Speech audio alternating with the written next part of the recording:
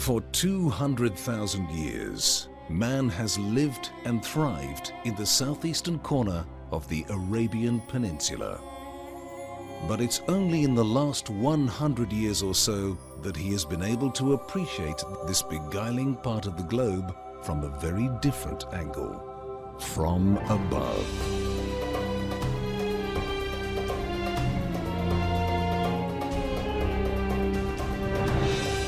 Bridging the Arabian Gulf and the Arabian Sea is a thriving federation of 7 Emirates: Abu Dhabi, Dubai, Sharjah, Ajman, Al Quwain, Ras Al Khaimah and Fujairah. Together they form the United Arab Emirates, the U.A.E. From ultra-modern cities to mighty mountain ranges, from vast expanses of barren desert to lush and fertile oases. Seen from up above, it's as though someone had traveled the world, collected its best features, and then brought them all together in an artful blend. Beauty, nature, majesty, industry, fantasy. All of life is in the U.A.E.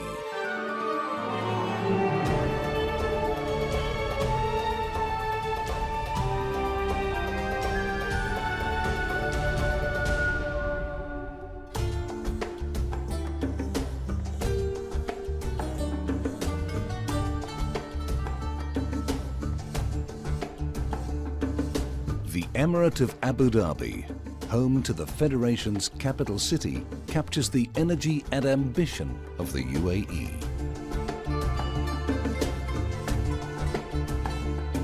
Early in the last century, Abu Dhabi drew its riches from the sea. It produced some of the world's most lustrous pearls.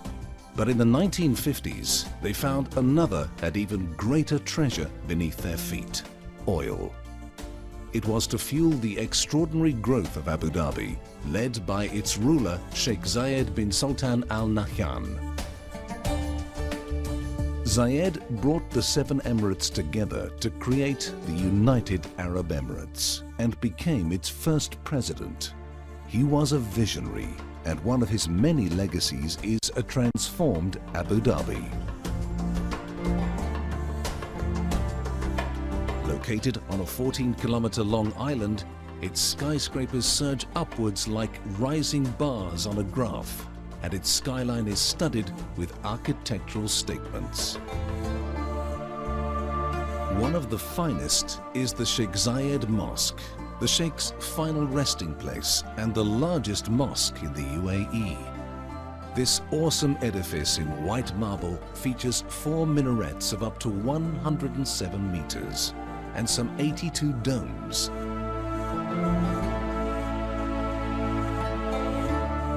Inside, there is room for more than 40,000 worshippers.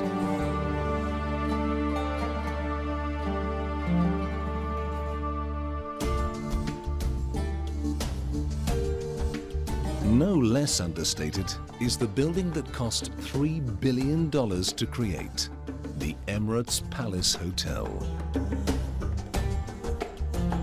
This hotel to end all hotels was 4 years in construction and reflects the hues and shades of the Arabian desert. Its grand atrium, the largest of the hotel's 114 domes, is 72 meters tall.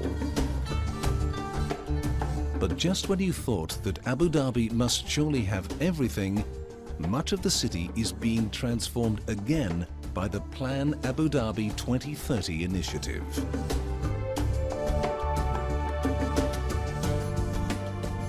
Indeed, this culture of investment includes the largest commitment by any government in the world to develop renewable energy.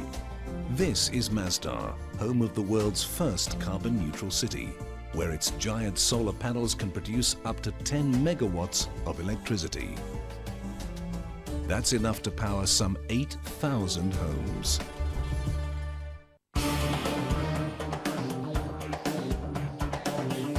From clean power to horsepower, Abu Dhabi's Yas Island has become internationally famous.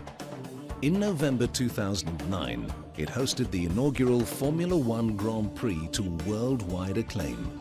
And not only for its state-of-the-art circuit, here you can arrive by private yacht and even watch the race from your suite at the luxurious Yas Hotel.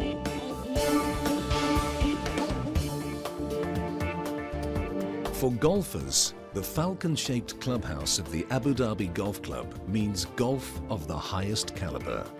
This includes the Abu Dhabi Golf Championship, which has been part of the European Tour since 2006.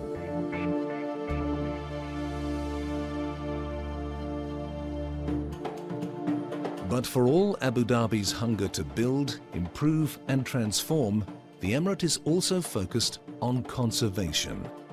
Leading the way is Sir Bani Yas Island, 170 kilometers west of the city, and another legacy of Sheikh Zayed. His passion for wildlife led him to turn the 87 square kilometer island into an Arabian wildlife park. In the process, he safeguarded the future of endangered species such as the sand gazelle and the Arabian oryx.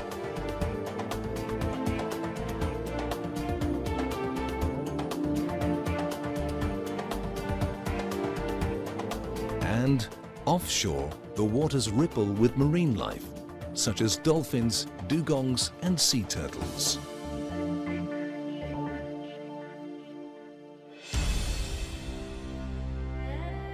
In stark contrast to Abu Dhabi is Rub Al Khali, the empty quarter, and it's not hard to see why. There is virtually nothing here, unless of course you're looking for desert. This vast expanse of sand runs for more than 1,000 kilometers from the U.A.E. into Saudi Arabia. Years can pass without any rainfall here, and its sand dunes can reach heights of 400 meters, their crescents sculpted by the wind. Rub Al Khali comprises most of the southern third of the Arabian Peninsula, 650,000 square kilometers of emptiness. But then, sitting on the edge of Rub Al Khali, we come to the Liwa Oasis. After the seemingly endless expanse of gold, splashes of green signify life, crops and man. The Liwa Crescent contains a natural aquifer, and the oasis supports the inhabitants of its 50 villages. Today, tourism has augmented the once traditional living of hunting and date crops. The Liwa Hotel has now been joined by the five-star resort of Qasr Al Sarab. For tourists who want to experience traditional desert life, albeit in a rather more comfortable way. And as the sun comes up like a flaming coin on the horizon, no visit to the desert is complete without a balloon ride, floating over the red tapestry of sands as we head to the oasis of Al-Ain.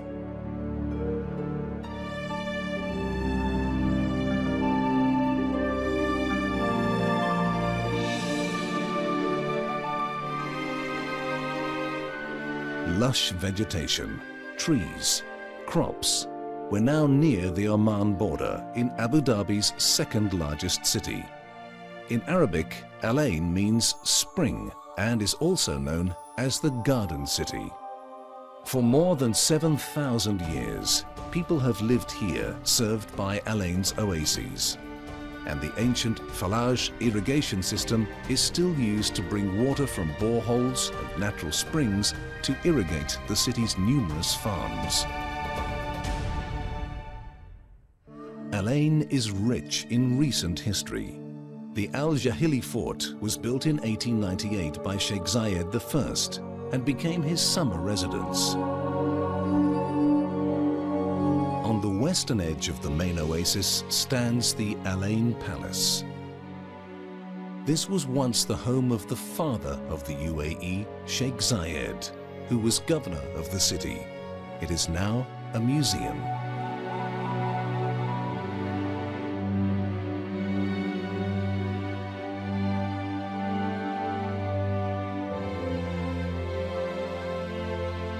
On the outskirts lies Jebel Hafit mountain, which rises to over 1,000 meters.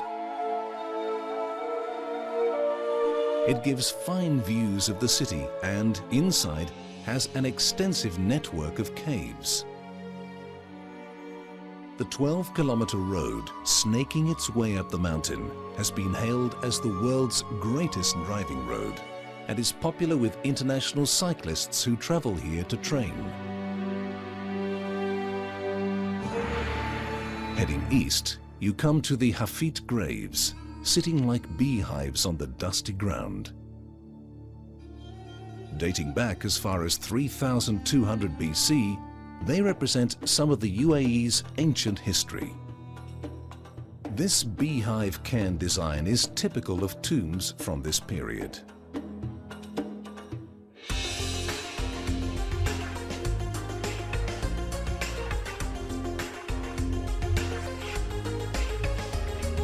From the largest emirate, Abu Dhabi, we come to the most populated, the vibrant, teeming hub of Dubai.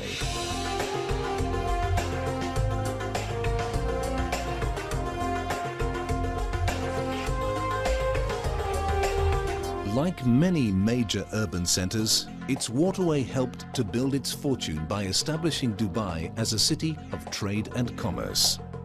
The saltwater Dubai Creek, or Khor Dubai, runs for 14 kilometers and divides the city into two distinct areas, Dira and Bur Dubai.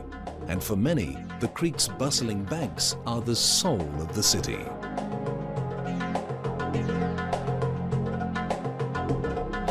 If you want to cross the creek, you have several modern options, but none has quite the atmosphere and tradition as the Abras, Dubai's fleet of small wooden boats.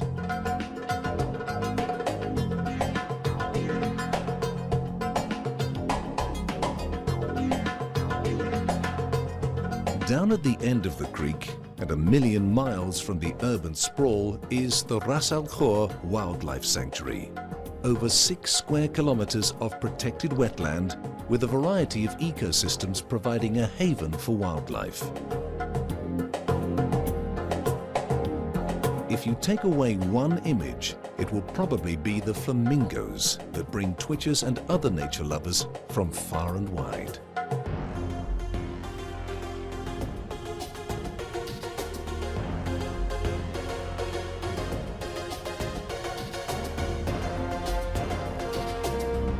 However, it's impossible to describe Dubai without mentioning skyscrapers.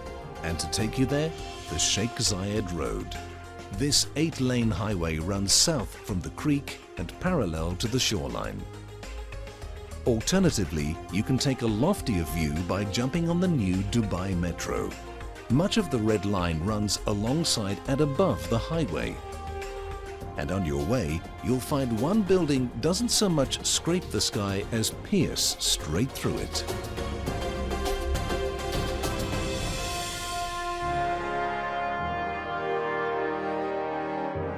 The new Burj Khalifa quickly exhausts superlatives. It is the tallest man-made structure in the world. It has the world's fastest and tallest reaching elevators. It has the world's highest observation deck. You can see its spire 90 kilometers away, and at 828 meters, it is twice the height of the Empire State Building. It hasn't come cheap. This mighty edifice has cost more than $1.5 billion to build. But long before it opened, it had already gained legendary status around the world.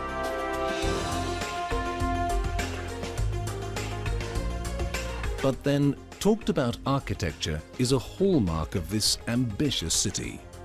The Burj Al Arab Hotel is the tallest all-suite hotel in the world, reaching some 321 meters up into the sky. The structure stands on a man-made island, capturing the world's imagination with its billowing sail design, inspired by the traditional Arabian dhow.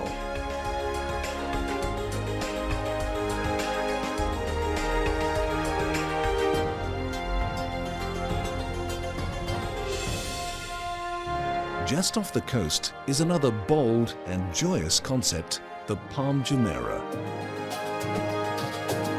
This island, a palm in the sea, has a main trunk which supports 16 fronds. And there's a crescent-shaped breakwater which, just for good measure, boasts a 5-star resort, Atlantis the Palm, with the largest water park in the Middle East. Dubai's ambitions for the coastline don't end there. This is the world, a series of man-made islands, each representing a country. And yet these bold, big-scale developments sit happily alongside nature. Birds of prey, such as the osprey, are still a firm feature of the shoreline.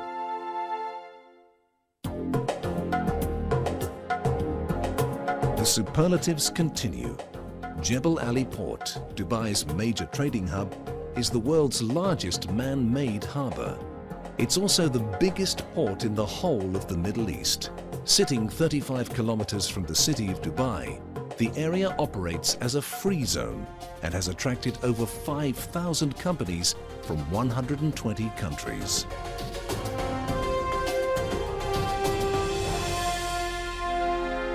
And wherever there's business, pleasure is never far behind. Golf in the Emirates has become more and more popular with each passing year, inspired, no doubt, by world-class tournaments such as the Dubai Desert Classic, the Race to Dubai, and the Dubai Ladies Masters. The Jumeirah Golf Estates, the Emirates Golf Club, the Montgomery, and the Dubai Creek Golf and Yacht Club are some of the clubs combining sport and relaxation with upscale, manicured surroundings.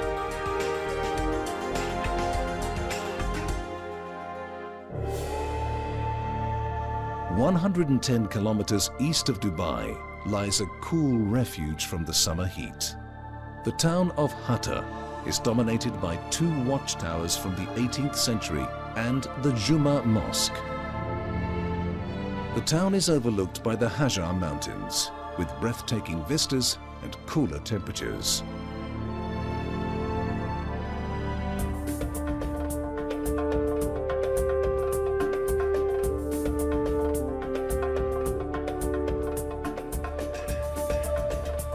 Heading north of Dubai takes us to our third of the 7 Emirates, Sharjah, the only emirate that touches both the Arabian Gulf and the Arabian Sea. The numerous elegant mosques and no less than 17 excellent museums earned Sharjah the prestigious UNESCO title of Cultural Capital of the Arab World. The city is proud of its fine souks. The Al Majara souk, resplendent with its gleaming gold dome, and the Blue souk, which, with its immaculate gardens and backdrop of the Khalid Lagoon, has been the focus of 1,000 Nikons.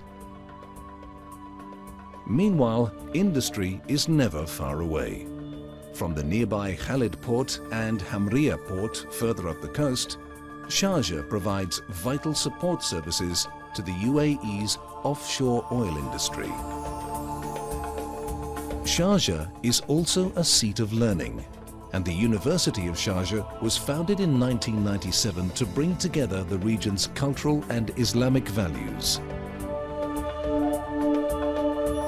Within the campus, the American University of Sharjah is emerging as a leading co-educational university, serving students from the Gulf and indeed the world.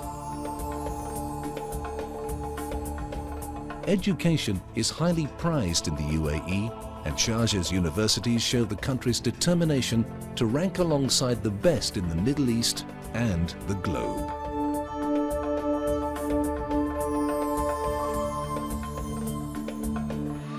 Sharjah is also a major link in the world's supply chain.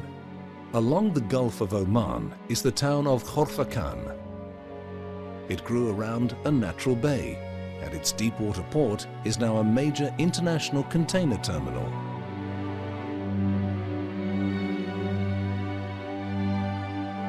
Of course, where there's sea, there's fish, and the town of Kalba is a thriving fishing harbour. And at the southernmost tip of the UAE's Indian Ocean coastline, Khor Kalba's extensive mangrove marsh is a designated nature reserve for several endangered species.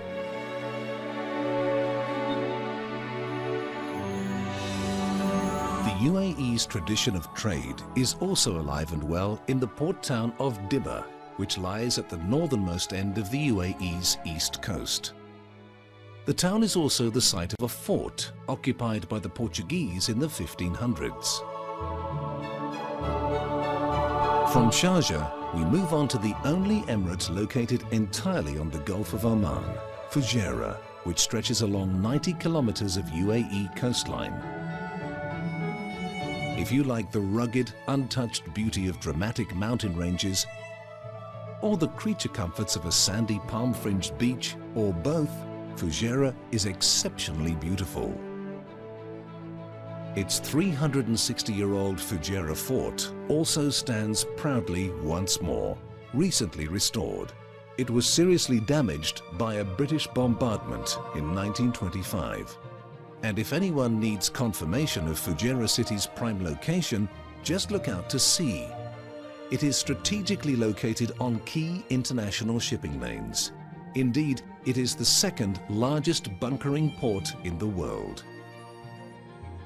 This emirate is also the home of the UAE's oldest surviving mosque, the Bidya Mosque, which dates back to the 16th century.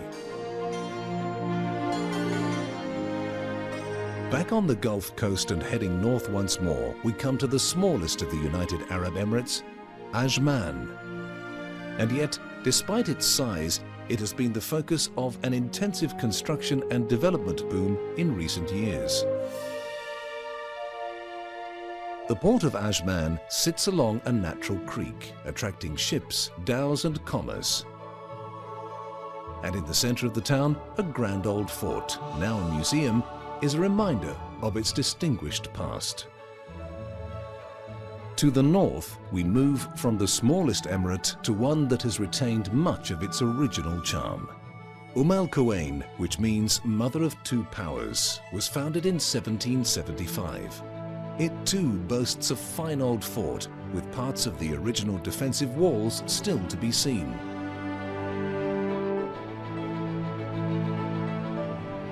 It is also beautifully located, built around a blue-green lagoon, and is dotted with curved islands which are home to a host of birdlife. To the east of the city lies Tel Abrak, one of the most important archaeological sites in the whole of the UAE.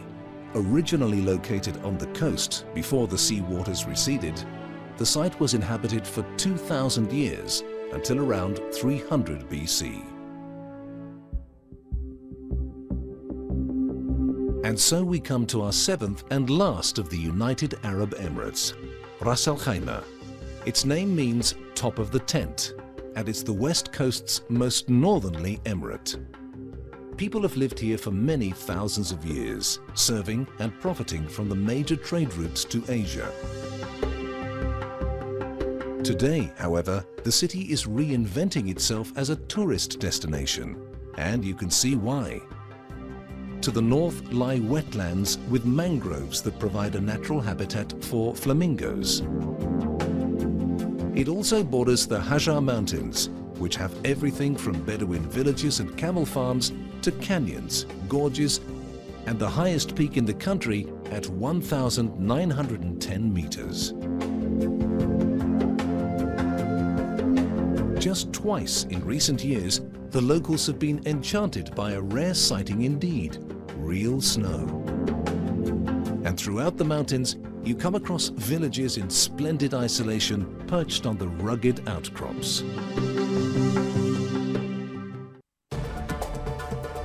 Abu Dhabi, Dubai, Sharjah, Ajman, Al-Quwain, Ras Al Khaimah, and Fujairah.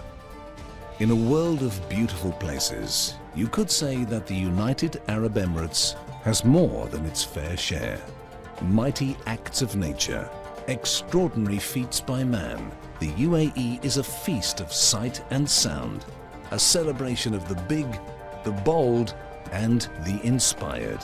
And to see it from above is to bring an extraordinary world to your feet.